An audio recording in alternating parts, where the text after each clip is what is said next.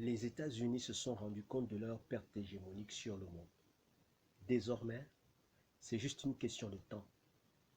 Ils savent qu'ils vont se voir remplacés par une superpuissance. Cependant, aucune superpuissance ne peut supporter se voir déclassée sans rien faire. Il faut réagir. Il faut réagir pour garder sa première place dans le monde. C'est ainsi que les Américains ont bien identifié leurs adversaires.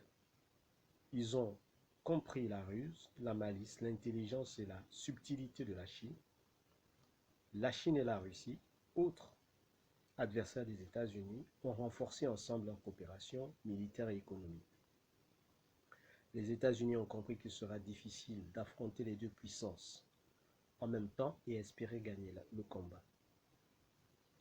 Pour ce faire, il faudrait sectionner le gâteau en différentes parties.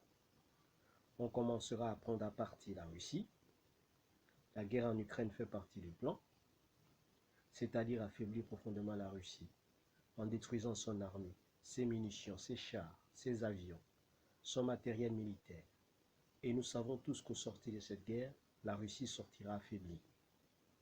Et qu'il va falloir plusieurs années, voire quelques décennies, à la Russie pour retrouver son armée d'antan. En deuxième partie, s'attaquer au gros morceau, la Chine. Car la Chine souhaite intégrer Taïwan par tous les moyens au sein de sa législation. Et nous savons que les États-Unis ne seront pas d'accord. Ils ne se laisseront pas faire. Voici donc la prochaine cause de conflit entre les États-Unis et la Chine. Par ailleurs, la Chine est aussi accusée de s'attaquer aux intérêts économiques du groupe euro-atlantique dans le monde.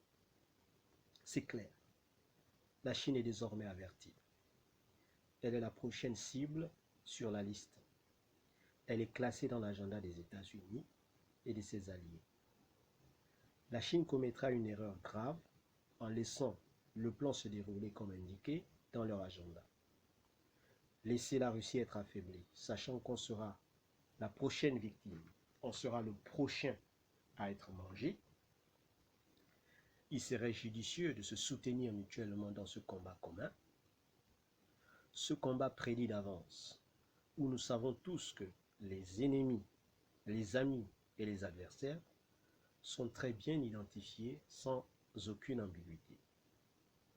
Il s'agit du combat des puissances, où certains veulent conserver leur place hégémonique et où d'autres veulent tout simplement prendre la première place.